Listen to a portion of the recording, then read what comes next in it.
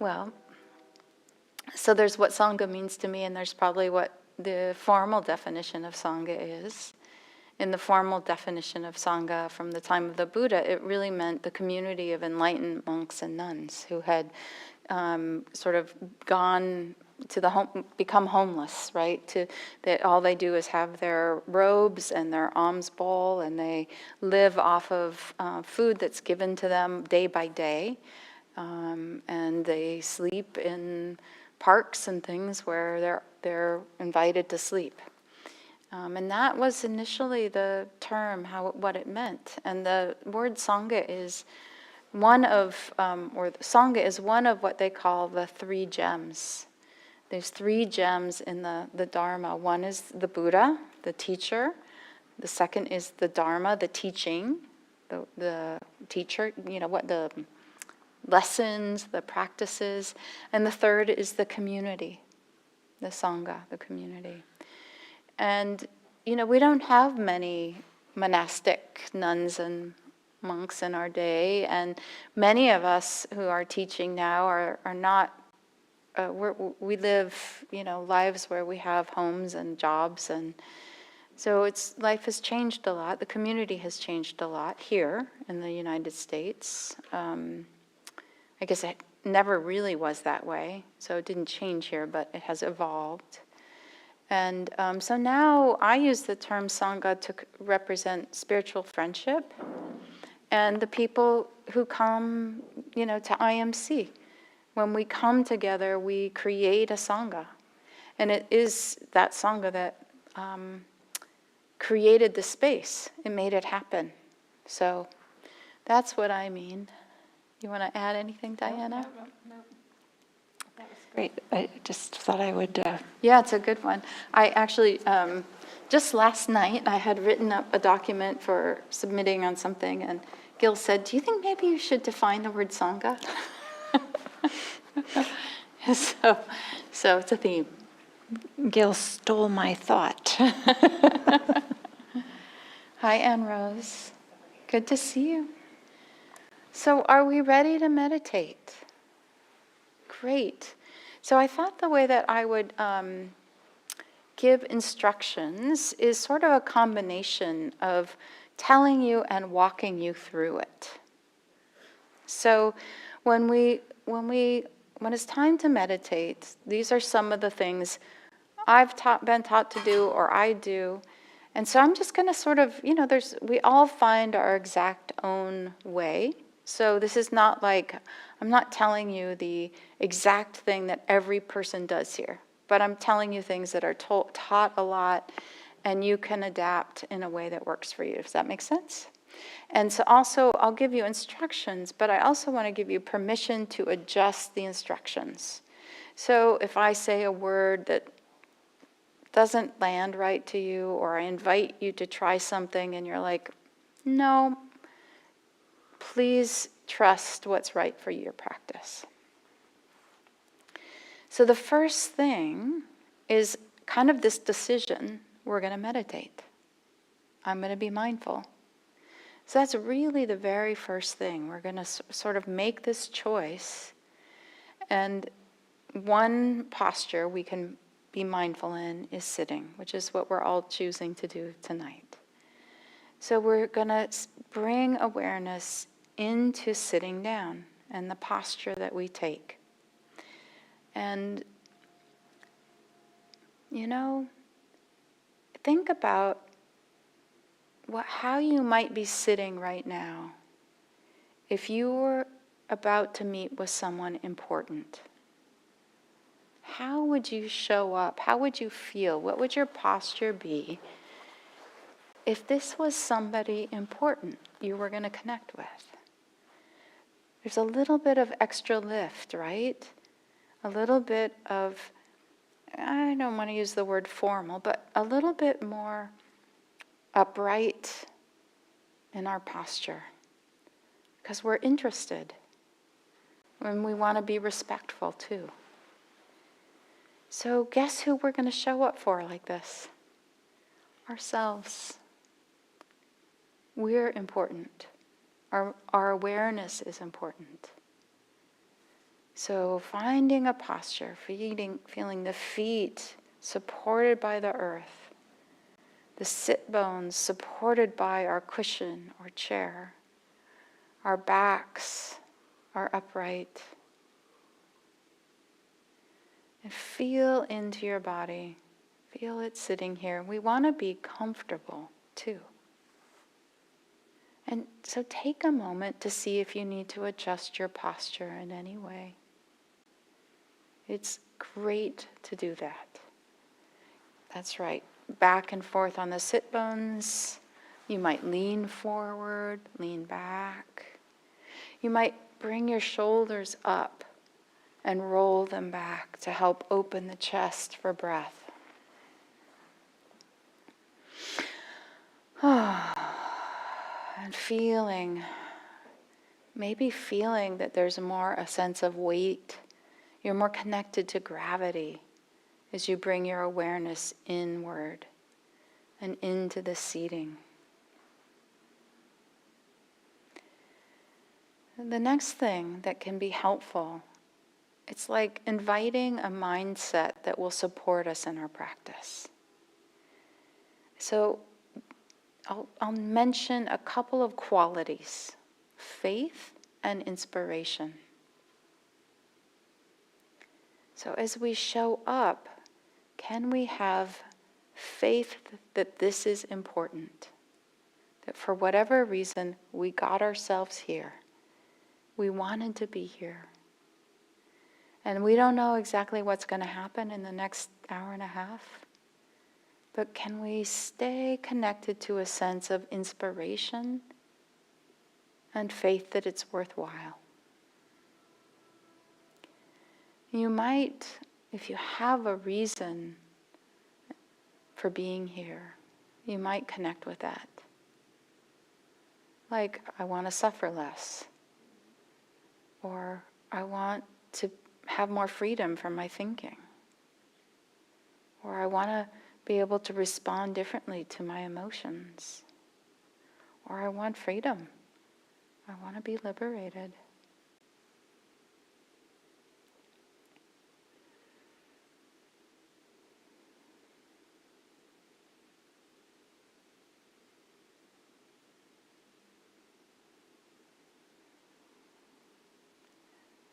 The next quality I'll invite you to connect with is the quality of being interested, curious, or receptive. Being curious about how this is going to unfold, because no two meditations are the same. And the journey here is to stay present, awake to what's happening in our direct experience.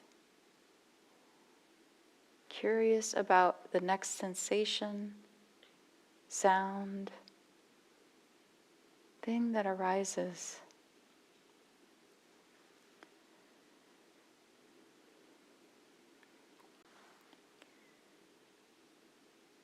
We're often taught that it's helpful to have some sort of an anchor, some sort of a way to help ourselves not get lost in thought. An anchor, just like an anchor for a boat, helps the boat not drift out to sea or crash up onto the shore. An anchor in meditation helps us to stay as close as we can to the present moment. And it could be sound, breath, or sensations in the body. Most often, it's the breath. But we all find what's easiest for us to connect with in a way that helps us stay here.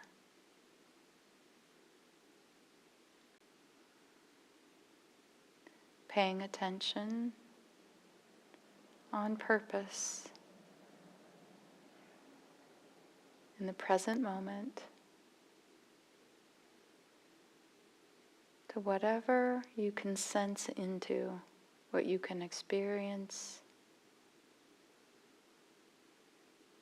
right here, right now.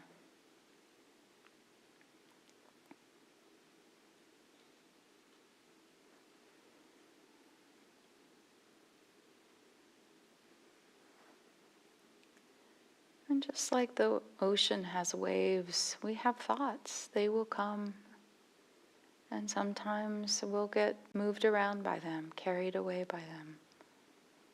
It's the nature of a mind that thinks.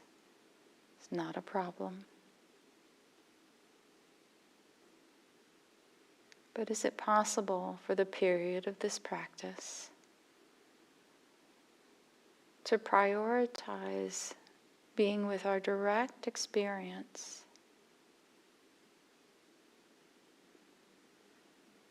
over thinking about,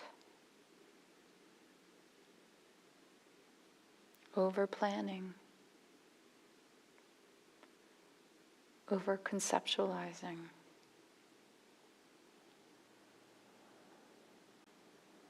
Can you let thoughts just happen and be an experience without getting carried away by them, agreeing or disagreeing with them?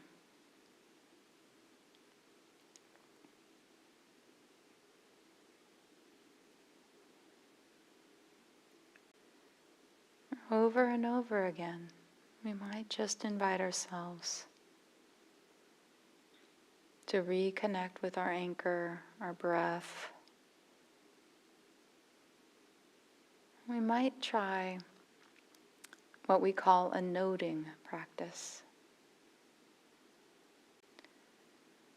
That might be something like saying in with the inhale and out with the exhale.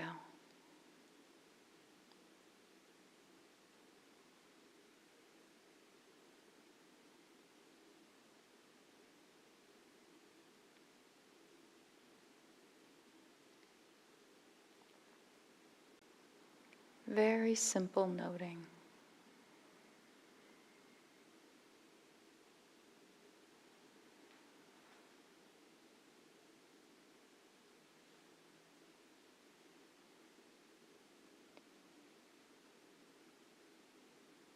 In as you breathe in,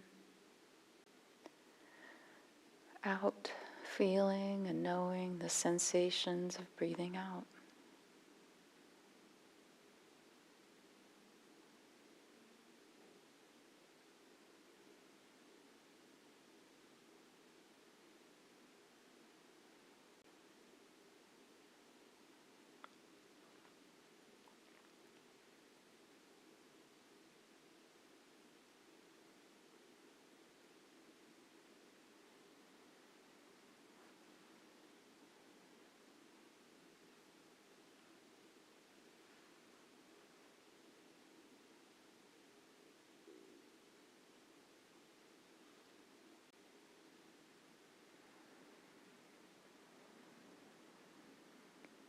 You might try noting by just saying the word now, helping your mind orient to this moment, or here, right here, in this moment, in this body,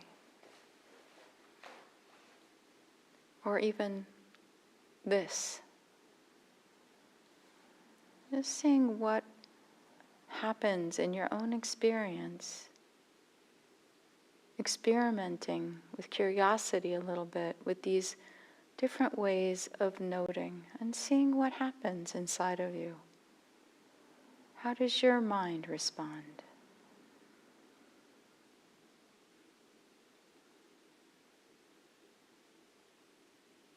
This is about learning how to be aware and with your mind, not controlled by it.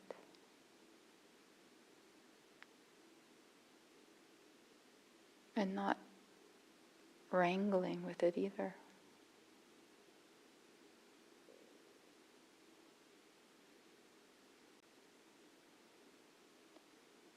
Just here.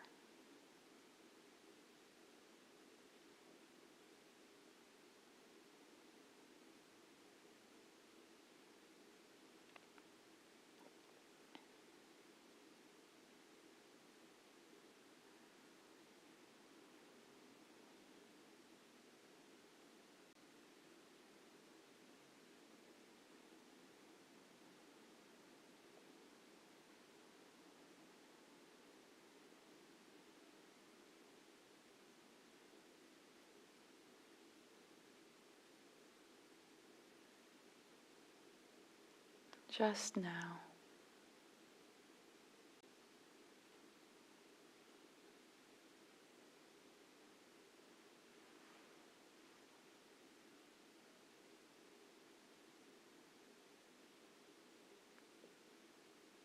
And if the mind is busy thinking, it might be possible to just sort of breathe through the thinking, just letting the thinking happen and still feeling the breath, still knowing now.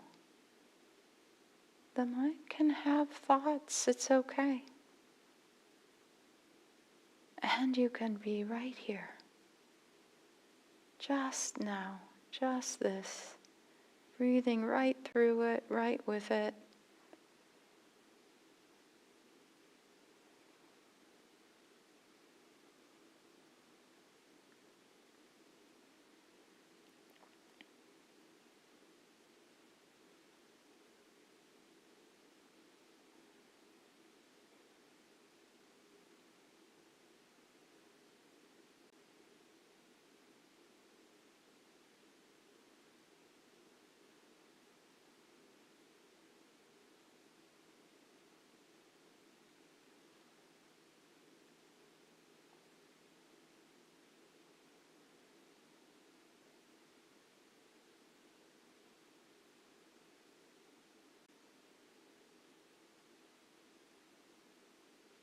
Paying attention on purpose and giving preference to our direct experience. Direct experience is the feeling of breathing, the sounds you're hearing, sensations in your body.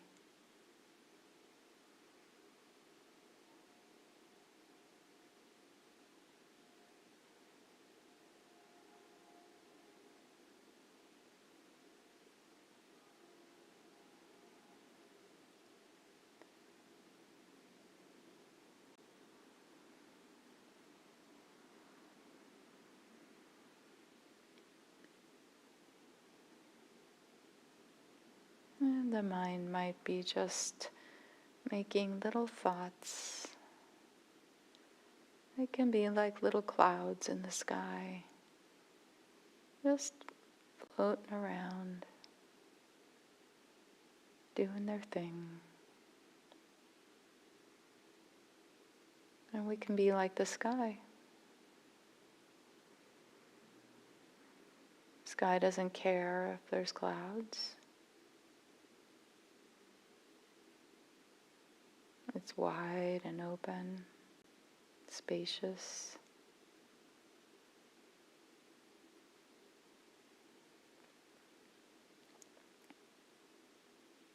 It's patient.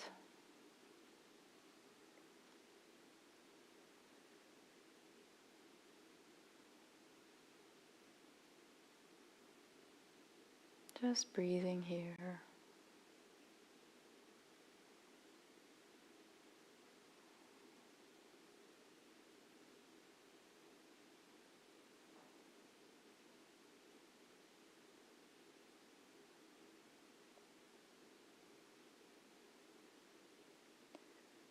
Letting the thoughts be thoughts, the sensations be sensations. Just letting things be. You don't have to try and control them or change them. Just breathing with it and through it.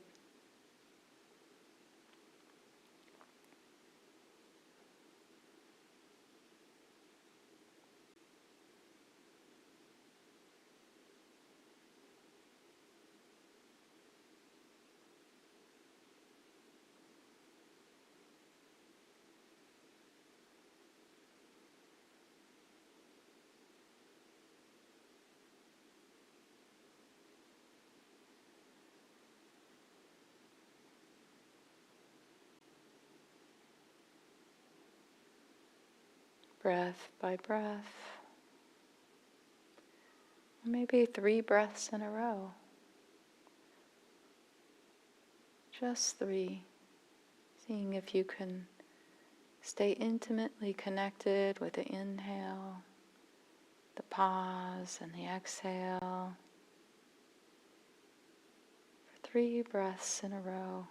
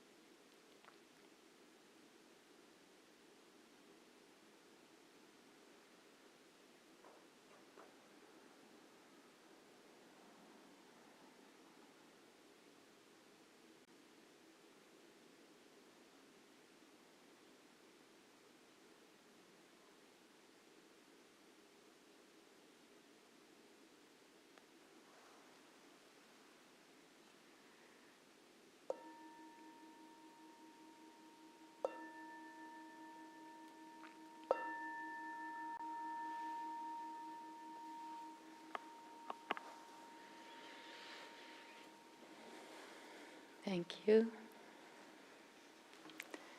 So before Diana gives our talk, I wanted to just see how that was for you. Questions, frustrations, pleasant, unpleasant experiences. We've got a mic here, and for the people out on YouTube, hello, and the other people who listen later on, would you be willing to use the mic? And let's just hear a couple of comments about how that was.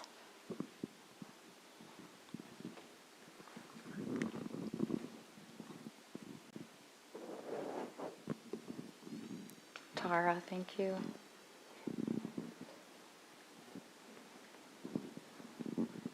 So I'm wondering if it's normal to feel like you're falling asleep and you're kind of in and out of this dream state. Sort of hard to tell if it's sleep or thoughts. Mm-hmm. Is that normal? Anybody else ever feel that way? Yes. So we get used to, we get exposed in this different way to all these different mind states, right? And that's one of them. And, it can be kind of pleasant. Did you find it a little bit pleasant? Yeah. And do you feel like you were able to be aware enough of what was happening as it was happening? This time, no, I felt like pretty sleepy. I don't know. Mike. That's okay. This time, not so much. You felt pretty Yeah, sleepy. more sleepy. Yeah. So, you got lost in, sloth and torpor, right? Which is one of the hindrances. It can be quite pleasant, and, and one of the things we can do if we find that is we stand up, or we open our eyes, or we take off our sweater so we're a little cold. These are some of the things to help bring energy, or more, a little more kind of energy into the experience. Not quite so comfortable. Thank you, Tara. Thank you. Tara, thank you. Tara, okay.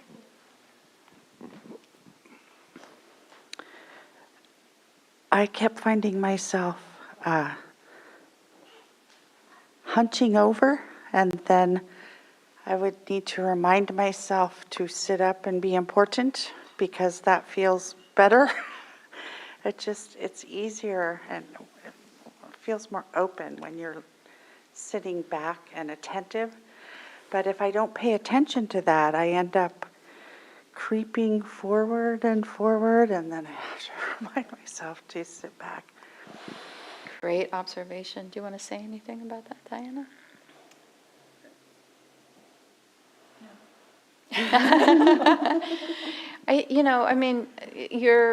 You have a habit, right, of leaning forward. Mm-hmm. And part of that is, the computer and the phone, and some of it might also just be part of your habit. And so those habits become automatic. And so it's so wonderful you're noticing it during your meditation, and it's just, okay, yes, important, let me just open back up. And slowly over time, we just keep coming back, and yep, we get to create a new habit. Yeah, I liked what you said about important, about, sitting with someone important and then that person being yourself. It helped remind me to sit up straight, Tracy. Beautiful. All right. Maybe one thing that I will add is the manner in which we're sitting. Like for me, I notice when I'm sitting here with my back against, that I'm a little bit more leaning forward, and then it makes it easier to do this than if I'm sitting. Part of the reason why I sat on the floor, partly is because my feet don't touch the ground, and I don't want to put my bare feet on something. But when we're sitting with maybe like the pelvis is just tilted a tiny bit forward, then it's easier to be upright, because that's kind of like how our spine is meant to be. But chairs these days they don't allow that, like you're going back or something like this. So it can just to work with our anatomy to be, if it's possible. For some people, they need the back support to support their back, but to be a little bit more upright. And that will also help with sleepiness. If I ever feel sleepy meditating, it's when I'm leaning, using the backrest. That's just for me personally. So just something else that might be helpful. Yeah, and finding the right posture, this is definitely something that takes practice. Like we try this, oh, that didn't work so well. We try that doesn't work so well, or something like this. So, and I just sit on the floor because my legs aren't very long, and it's a way for me to sit upright. So I just wanted to maybe build a little bit on what Tanya was talking about here with regard to meditation. And Tanya used this word anchor, and I like this word. So often with mindfulness meditation, like when we're formally in a meditation posture and with our eyes closed, that kind of thing, we choose an anchor. And what we mean by that, and as Tanya said, most often teachers will talk about the breath, but it doesn't have to be the breath. It can be sounds or bodily sensations. And what do we mean by anchor? So I find myself kind of doing this with my hands. So the anchor is here, and we rest our attention on it. The experience of breathing, like, for example, like feeling like the little stretching that happens around the chest, and then the de-stretching, the unstretching, so what is the actual experience? So we're not thinking about it, we're like feeling, what does this feel like? So this is our anchor, and we've kind of like rested attention on it. It's perfectly natural that the mind is going to wander and start planning or fantasizing or commenting or something like this. And then it'll be, oh, wait, I'm supposed to be meditating. Okay, and then it comes back. And then, the mind is going to do this again. And then, oh, right, I'm meditating. And then you come back. So this is kind of what's happening. Is the anchor is this place where you always come back while the mind is like going wherever the mind goes, right? The future, the past, or whatever's happening. So choose an anchor. Meditation teachers love to talk about the breath, but it can also be just sounds. Even though we're not talking, it's very common that there are sounds, outside of the classroom, or just people shuffling their posture, or people doing whatever they're doing, So the meditation hall actually can be quite noisy, even though nobody's actually speaking. Or Tanya talked about bodily sensations. So an obvious one, and an easy, I shouldn't say easy, right? Because this is simple, but it's not easy, right? If you noticed, right, doing any of this, that the mind is going everywhere except on the anchor. But to just be with like the feeling of the chair or the cushion against the body. So like feeling that pressure, that sensation can be another anchor. So it turns out that you can actually, anything can be an anchor. We're talking about the breath because it's always available, and because it's changing, that makes it a little bit more interesting. So it's a little bit easier for the mind to land there on the breath. So one thing that about mindfulness practice that's different than perhaps some other just general meditation practices, but mindfulness meditation is that in something that we like to say is that there are no distractions. That like we just say that doesn't, we don't have this word of distraction so much. So what that means is if you have this anchor, the breath, and the neighbor's dog is barking, or that dang dog, bark, bark, bark, bark. Oh, wait, I'm supposed to be meditating. Bark, bark, bark, bark. You're like, oh, this dog. Then you come over here, right? You may have other language that you use or something, and then bark, bark, bark. This dog, like, wow, I'm never going to meditate. Don't they know this is my only time I have today to meditate? And there's a kind of little anger and whatever it might be. And we come back to the breath. Bark, bark, bark. And then instead of this fighting with it, you just shift the anchor to be barking. Oh, the dog is barking in groups of 3. It feels like this. My body, maybe every time there's a little bark, maybe I feel this really slight little tightness or something like this, or whatever our reaction is. And we might notice that there's some emotions that are coming up and maybe a flood of thoughts while we're just paying attention to the barking in a relaxed, easy way. And part of the trick here is the relaxed, easy way, because we want to, of course we do, we want to control our environment and making it be as best as possible for meditation.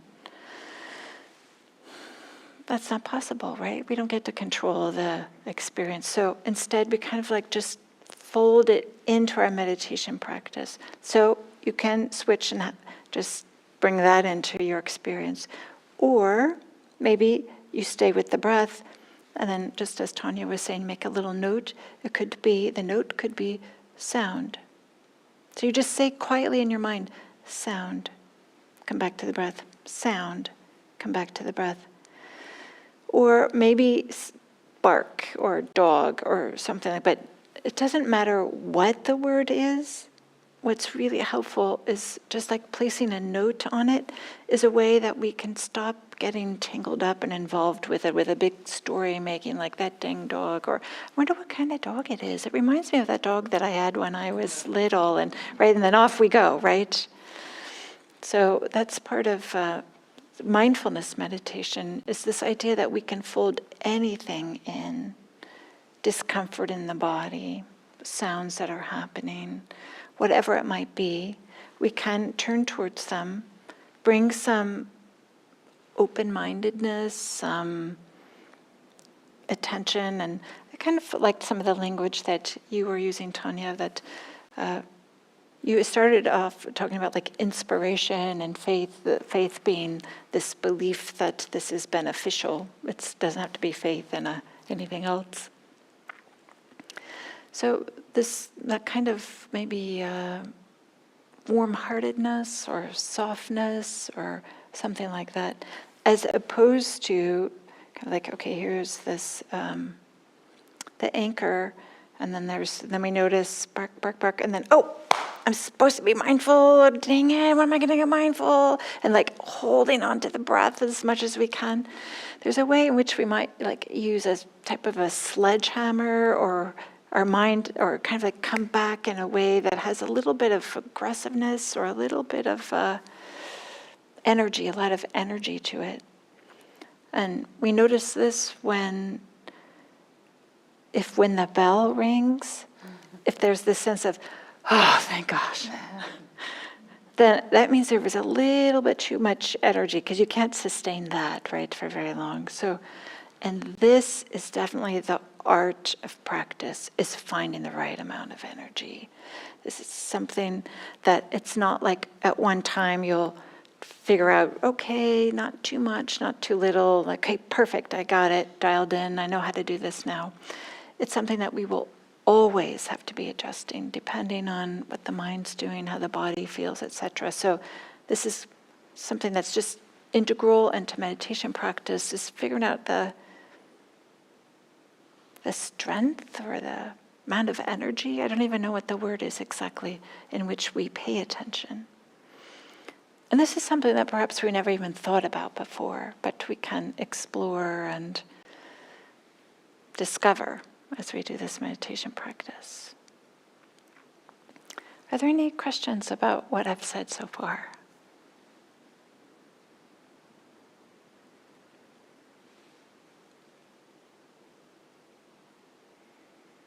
There was a lot of words and I was speaking kind of quickly, but... Thank you. Hello, Diana. Hello, Tanya. Thank you. When I first started at IMC was June 30th, and now it's October 20th, but I've been meditating, for 6 months straight, and I would say that the energy part of it, at least the beginning, and even now, obviously, because I'm still like learning and all that stuff, but I find that there are some sittings that I don't wait for the bell anymore. Mm-hmm. And it's nice. And even with this meditation, when Tanya was guiding it, I was having like an imaginary conversation, and I'm like, oh, go back to the breath. And it wasn't so much the, dang it, why didn't I? And I'm like, okay, just be still, it's cool. I don't have to. And also, when I'm breathing, sometimes I'm not forcing it. I'm like, oh, go back to the breath, but don't have to force it or do whatever. And I was kind of reverting back to like just the counting, because it's what I was accustomed to. So it's just really nice. It is like it's working. It's like you're the beginning guide to meditation at IMC, and then establishing the practice and continuing it. I get it. It's like, I don't know if that's the right way to say it, but sure. I'm very, very, very excited. Thank you. Thank you for sharing that, Anders. Thank you. Maybe that's because you have a good teacher, right? Because Tanya's been here on Thursdays. And Sage has maybe somebody on YouTube. I would like to introduce a question from the beyond. The beyond. Yes. Thank you. Something, someone was picking up, actually they posed this question before the dog analogy, but I thought it would be related and helpful. This person is asking, is there a way to notice your thoughts while meditating without judging them one way or the other. So instead of judging sensations, how do we be with our thoughts and not judge them? Yeah, how to be with our thoughts.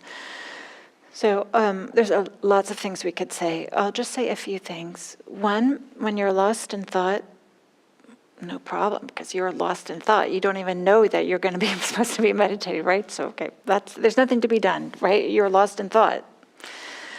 Two, if you find that there's this real momentum behind the thinking, and it's just going on and on and on, and or sometimes it's the same thing. I got to remember to do this. Don't forget to do that. Okay, I got to remember to do this. Or we're rehearsing a conversation we had before, or planning, or whatever it might be.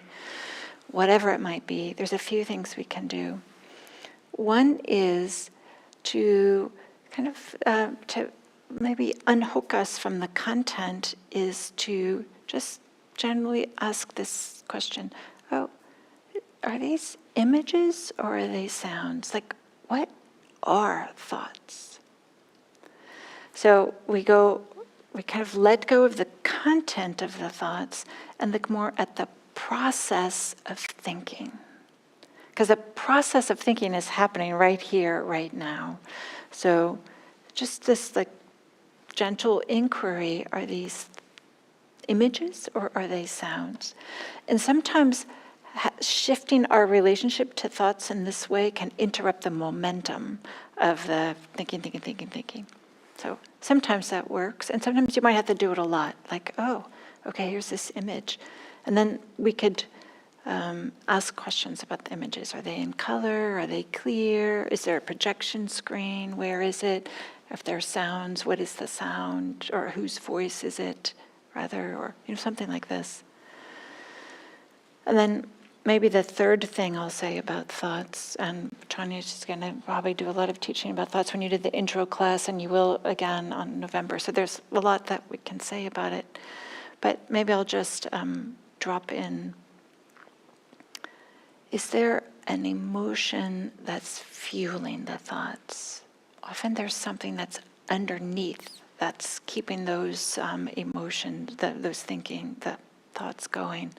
For example, often when there's a lot of planning happening, and I know I've experienced this a lot, that, oh, there's a little bit of like fear or apprehension underneath it because I'm trying to make sure that I can take care of everything so that I don't have to, because I'm afraid of what might happen if it's not going to go the way I want it to, or something like this. So just this gentle inquiry. So what I'm describing is in meditation is a bit different than what we might do with journaling or psychotherapeutic setting.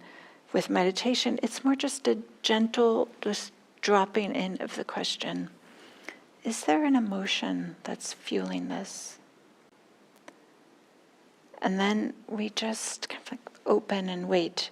We do not like go and figure it out. This is our mind's habits are, of course we want to figure it out because we want the thinking to stop. But the power here is in asking the question. It's not in finding the answer. The power is in asking the question. Because there's this way of, when we ask the question, I go like this with my hands, because it's a way in which there's kind of like being open to learning something, open to something new, open to what might happen next. So it might be that the answer bubbles up, and it might be that it doesn't, and both are fine. It's just asking the question is a way in which, again, kind of interrupts the momentum of thinking. So those are just a few things that I'll say. Thank you for that, Sage.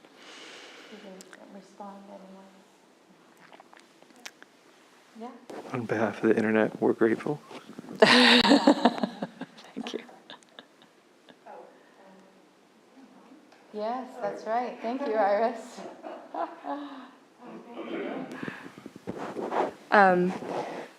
I feel like if you go through those steps and you still feel very, maybe like attached, or the thought just kind of doesn't let go, how do you work with that? I think maybe that causes me more tension and anxiety when I go through the steps and it's like, it's still there. I can't, it's not going away. Yeah. Yeah, it may not go away. right, that's, Tanya was talking about habits of mind. Right. We have habits of mind, and there's so much of invested in our thoughts. Many of us earn our living thinking, right? And we've been educated, so we get rewarded for thinking. So there's a lot of pressure behind it, but when we can get to where where the mind settles down, and the thoughts maybe are going to the background. And then they might get wispy and then soft while we're having like the anchor in the foreground. So there might be a little bit of these thoughts floating around while we're with the anchor. But it could also be where there's just a lot of thinking. And then we can talk about, well, what supports waking up out of thinking and coming back to the Right. anchor. Mindfulness supports mindfulness. And maybe that leads me into one of the last things that I want to say here, is that this is a skill, I would say, is something that, and we've all learned how to do things. We all learned how to tie our shoes. We all learned how to drive. We all learned. So this is something that does take a little bit of practice with. But there's a way in which if we bring mindfulness more and more into our experience, then it just becomes easier to become mindful the more we do it. Not surprising, just like everything else, right, in our life. So maybe I'll just say this, that it's often when we talk about mindfulness meditation, we talk about sitting on a cushion, being in a posture, but we can be mindful all day long, or we can do it in any posture we are in, doing whatever we are doing. Eating. Maybe we take part of a meal or a whole meal every day and just be really present for the experience, putting the fork in the food, feeling the arm moving, tasting it, something like this. Or talking about posture in the body, maybe the feeling of the body moving as it walks. We could be mindful of that. So it doesn't take any extra time, but just bringing our mindfulness to things that we're already doing. And then that makes a giant difference, that when you come to sit on the cushion, having had those experiences of mindfulness and in other settings helps when you get to the cushion. Was that helpful, Iris? That was? Yeah, I think so. Okay. I do think maybe I'm trying to force myself to not think. Actually sitting causes more tension because of the thinking and the mindfulness. So, yeah. So is this okay, Tanya, if I just say one, two, three? So then maybe one thing that I can point to here is, so there's, I'm just going to make this up, you have the anchor, and then you're lost in thought, and then you wake up like, oh, right, shoot, I'm thinking, I'm not supposed to be thinking.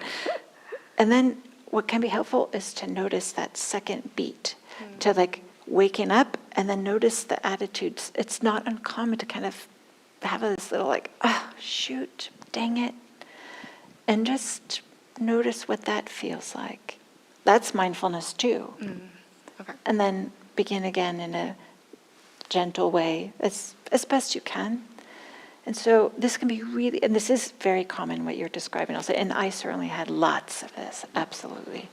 So just notice waking up out of being lost in thought, and then just notice the attitude or the tone or the word or something that I should know how to do this by now. Everybody else is probably completely enlightened. Or what am I doing here? I should have come here. Whatever stories we all make up, right? Crazy stuff sometimes. So just notice that, oh, that's more thinking, and then come back to the breath. So you can notice the attitude or the tone, and maybe there's a whole quick little story that happens when you realize that you've been lost in thought. Yeah, that sounds good. Thank you. Thank you, Iris. Thank you, Diana. You're welcome, Tanya. So the next part would be to do some small group discussions, but this is pretty important, what we're doing right now, clarifying what to do and what practice is. So I just want to make sure your questions, you feel like you got enough answers to any of your questions before we move into the breakout groups? Okay, great. So why don't we do two groups of, well, one, Richard, you in or out of groups today? Okay, two groups of four. Um, and so it's easy enough, just as long as you guys, I don't think you know each other, so you four can come over here and Richard can go with these. So you guys make you go that way. Tara. Tara. Great. Okay. And so the first I'm going to have you do, first thing I'm going to have you do as you sit down in your circle is number one, when we're connecting in the circle, we're still practicing mindfulness. We're going to still be aware of what's happening as it's happening. And one of the nice things is to stay aware of your posture. So try and stay upright. So not leaning too far back and not leaning too far forward. We want to maintain kind of a balance of staying in our own bodies even as we're listening to others, right? Staying grounded and connected to our experience. And then is whatever you can be aware of. So talking, I can feel my vibration of the sound in my mouth, I'm aware of that as I'm talking. Or when I'm listening, the feeling of hearing or the impact of the words emotionally on my mind or my body or my heart. So just trying to help yourself stay aware as you're speaking and listening.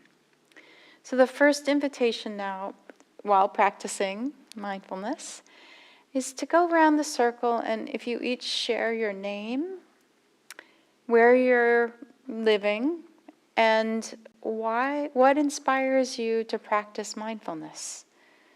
And just go around the circle and, maybe take up to a minute, 30 seconds to 45 seconds, let's say, per person. So not long. And I'll be watching you to see when both groups are done. So whoever has the longest hair, maybe they could start in the group.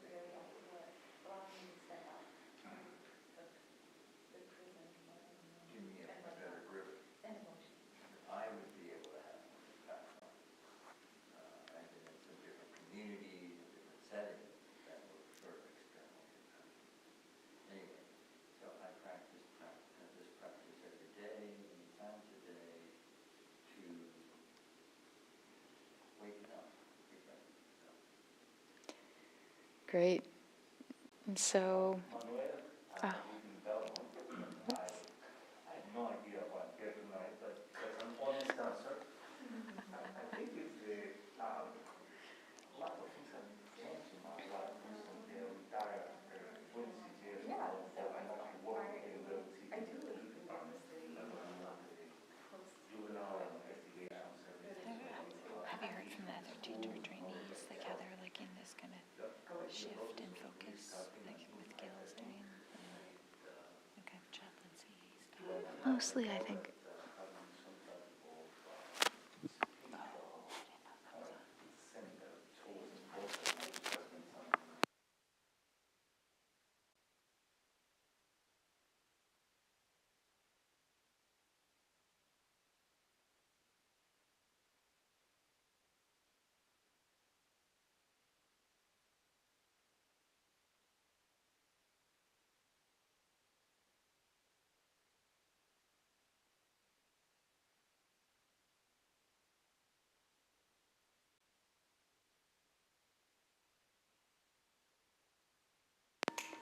Go ahead and finish your sentence. Yeah, don't finish your sentence. Yeah, make sure. Yeah, okay. So, one more question for you. And what I would like to do is invite you to, I'll tell you what the question is, which is, what might happen if you practiced mindfulness every day? And then, so Anne Rose, just answer what comes up for you, like one thing that might happen. And then Iris, you say one thing, right? And then Mustafa, you say one thing, and you just kind of keep going around and around, spiraling around, right? Makes sense? So you don't have to say everything that might happen, just the thing that comes up that feels, oh, this, you know. And if you have a hard time with that one, you could also sit, just say, you could offer what you might want to do to help yourself practice mindfulness. Okay? And we'll just do this for about 5 minutes. And so just, talking, sharing an idea, letting the next person, and letting yourself be inspired and impacted by what you hear other people say. All right.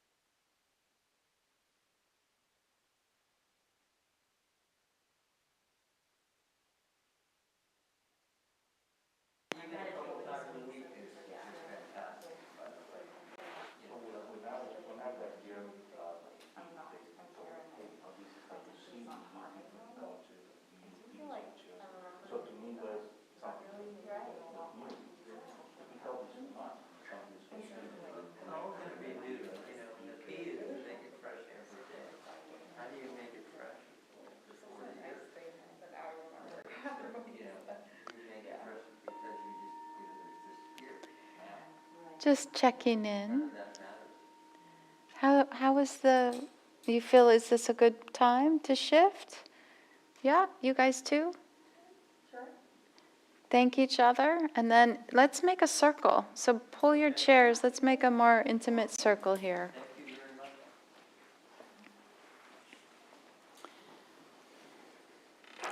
Sage, do you mind checking also and see if there's any comments in the... Yeah, there's no comments, but I'm going to adjust the camera Yeah, for everybody. great. We're just going to kind of Yep, do like an arc like this. beautiful. Yeah. Do you guys mind scooting up a little closer? Come in a little bit. Yeah, there we go. Pull that in. We'll stop.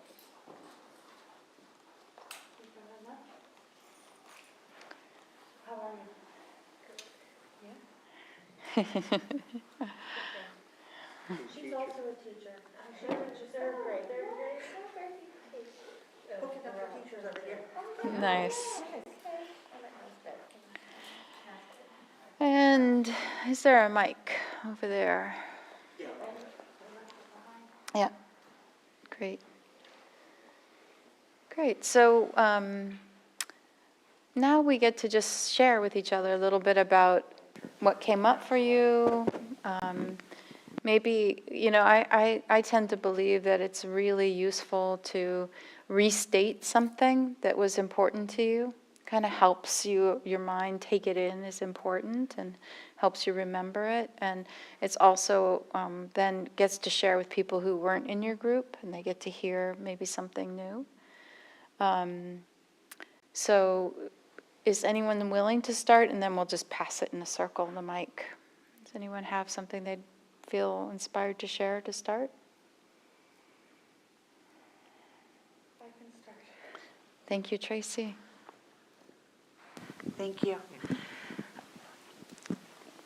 So I'm inspired by Manuel, who was surprised, and I loved it. He was surprised that he was able to, this is his first time, Amazing. quiet his mind, and he was surprised when his mind was still, and that was so inspiring to me. I loved that. So that supported your practice, made you Yes. feel inspired. Yes. Great. And so why don't you choose to pass the mic one way or the other? Okay. Thank you. Not for you. And you do have to hold it up to your... Sure. Okay. No, I mean, so far it's been a really great experience. It really confirms that I'm in the right track of, because I'm in the process of rebuilding my life, I guess, actually starting a new life, I think it's the correct word, and paying attention and developing new ways of connecting with people, compassion, kindness, and things like that probably are going to help me a lot. And mindfulness, they give me the opportunity also to slow down and just pay attention to what I really want or what I don't want. So that's what I'm getting from. Beautiful, tonight. Manuel. Mhm. Thank you.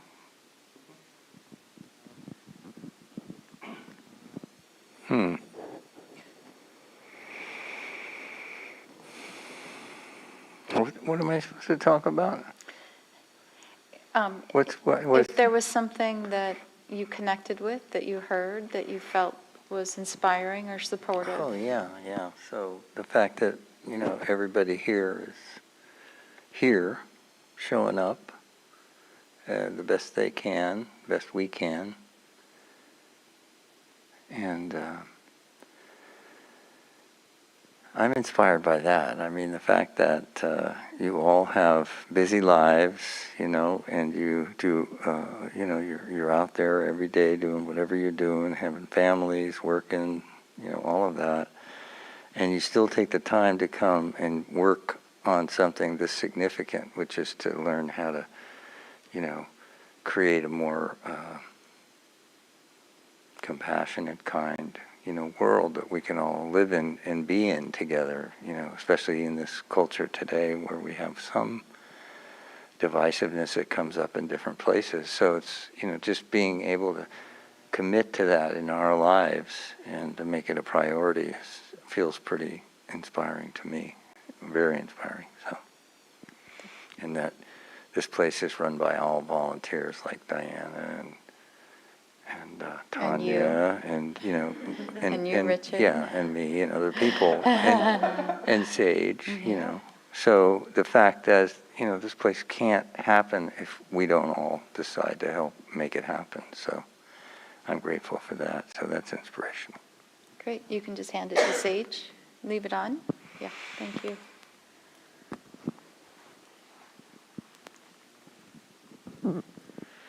I think what stood out to me was, like you would expect, quite a bit of our discussion centered on ways that we can shore up, like what I would call, like, hesitantly, like, perceived shortcomings and things like that. But what really, like, blows me away is, like, like Richard said, like, everybody's here, and, like, despite the fact that so much of what we, like, do and, like, think in our lives comes from, like, seeds that we planted forever ago, or seeds that aren't even our responsibility. Like, people are, like, committed to, like, doing the work to make changes, and even against, like, resistance, like in choosing to show up when you don't want to. Like, that's pretty impressive.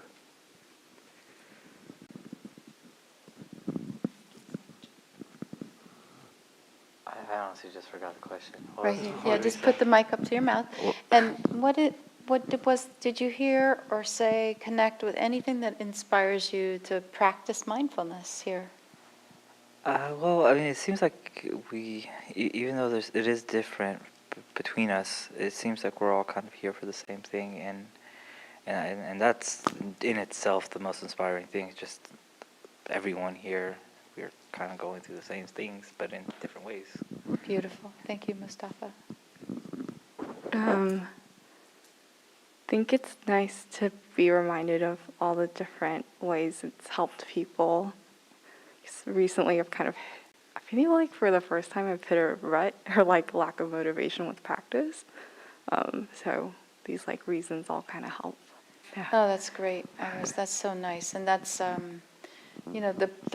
support of Sangha, right? We really can help each other, inspire each other, remind each other. We learn from each other. Thank you. I'm very grateful. I think gratitude was the one thing that also came up for the practice and for everyone's just kindness and receptiveness and being non-judgmental. Like, 'cause I know I can say things that are kind of, well, anyhow. So I just really like that I can be who I am and not feel pressured to just say something to impress people. I just need to say something. I don't need to. I want to say something just because, for the sake of this, for my practice and for my betterment. Thank you. Thank you, Anne. I think what resonated with me is just feeling like so much of what I have felt kind of internally through meditation or mindfulness as being like kind of named or labeled as like the experience of it and the process. And it feels really wonderful just to hear this commonality that we share as humans.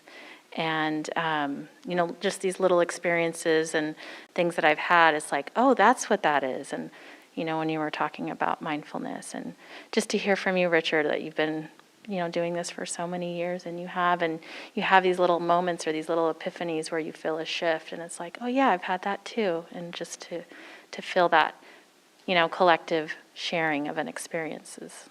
I really love that. Thank you. That's nice.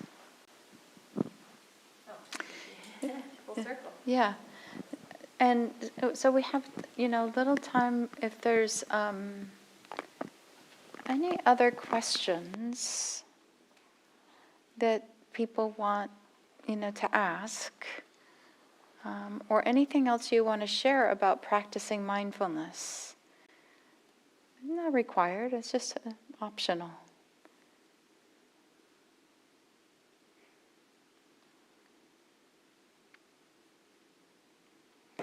So, we all tend to drive in California, you know, like there are people that I've had come out here for different events from the East Coast, and I say to them, you know, there's no public transportation from where you're going to be working, you know, you need to, and they just don't quite get it. And so one of the things that can happen here in California is you're going to drive. So driving is one of the best, in my experience, this is my experience, mindfulness realms to work with. Because first of all, you're going to make it safer for everybody, you know, if you're mindful. And it's wise to bring mindfulness into driving. And I don't think we do it quite enough. We get caught in, you know, radio shows or whatever we're doing. We're not paying as much attention as we should be. We're thinking about other things. Instead of knowing driving is like this. Boom. Now I'm driving, right? And I know what I need to do as I'm driving. So it's sort of, I don't know if it's like I'm a little bit of a evangelist about it, to be honest, because I'm always scared when I'm driving, to be honest. There's a lot of fear. I experience quite a lot of fear as my mindfulness grows. Like, what's really underneath this? Fear. You know, a lot of fear. Because it's dangerous. You know, it's really a dangerous thing. And we just take it for granted. So, you know, I could go on all night, but I don't plan to. Thanks. Thanks for listening. Yeah, it's a great reminder that we can practice doing anything. We can be mindful in everything we do. And I think let's shift to, I'll say one thing, that when we ring the bell 3 times, just so you know, we're ringing the bell for the Buddha, the Dharma, and the Sangha. Just so you know, that's why it's 3 bells, right? I thought, yeah. And at the end of any meditation or Dharma talk or event or retreat, whatever you do, there's something called dedication of merit. And this comes out of the whole philosophy of generosity and the whole devotion to do our practice for all beings, that we're doing this for the benefit of ourselves, for others, and for both. And so at the end of a practice period, we dedicate the merit of our practice, and we dedicate it to all beings without exception, right? That's the overarching theme, and there's lots of ways to do that, but one of the things we've been doing here is, you know, I can say, let's dedicate the benefit of our practice to all beings everywhere. And there's probably a lot of beings we don't even think about, that don't come to mind. And so on Thursday nights, we've been doing a communal dedication of merit, where we pass the microphone around, and each person can offer a being, a type of being, or a group, or a cause, an animal, just something short that is on their mind that you would like us to remember and acknowledge, and that we want the benefit of our practice to go to them too. And it helps us all bring more beings into our mind. So we'll do that now, and then at the end of that, Diana will ring the bell 3 times. Richard, please start. I can. So I'd like to dedicate the practice tonight to 2 members of the Sangha that are, you know, quite mature. And one of them is Stephen Browning. He's an artist, and you may, if you're lucky, someday see some of his work. He's phenomenal wood print artist. And he's going blind and deaf at the same time. So, and his partner Pat. So that's what I'd like to dedicate to.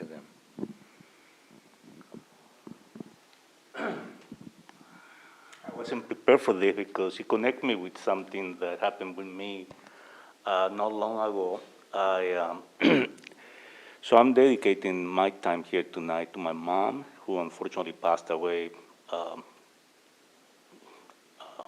time ago, recently, and so that's. Beautiful.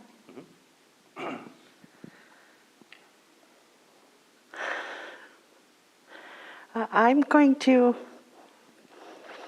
dedicate this to my boss, Catherine, who needs a lot of kind thoughts. I'm dedicating my practice tonight to my two sons, Liam and James. I would like to dedicate this practice to anyone feeling lonely or isolated. Maybe I'd like to dedicate this to anyone who feeling any of the overthinkers. Nice. I dedicate this to work. Honestly, that's where I'm lacking the most. May the benefit of our practice be for the highest good of incarcerated people living in cages across America.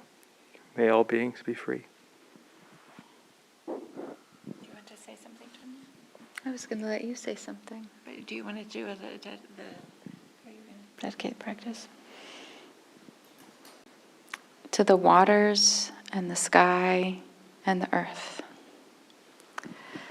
I was going to dedicate it to spiders, partly because I'm afraid of spiders. And so just this, all beings, right? Sometimes we tend to exclude some, but all beings. So may all beings be free of suffering.